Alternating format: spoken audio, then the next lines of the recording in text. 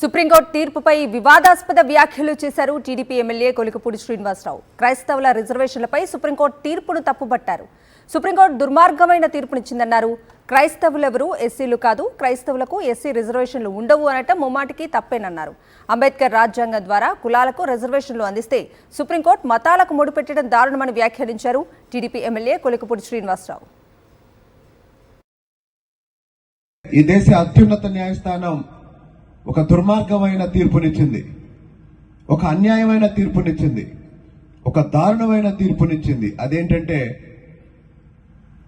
ఈ దేశంలో సామాజికంగా వెనుకబడిన కులాలకి బాబాసాహెబ్ అంబేద్కర్ రాజ్యాంగం రిజర్వేషన్లు ఇస్తే ఈరోజు సుప్రీంకోర్టు ఏం చెప్పిందంటే క్రైస్తవులైతే రిజర్వేషన్లు ఉండవు అని చెప్పింది. రాజ్యాంగం రిజర్వేషన్లు ఇచ్చింది కులానికి, దాన్ని మతంతో లింక్ పెట్టి సుప్రీంకోర్టు తీర్పు చెప్పినా ఎవరు తీర్పు చెప్పినా అది తప్పు. దానికి వ్యతిరేకంగా మనందరం నిలబడి పోరాడాలి.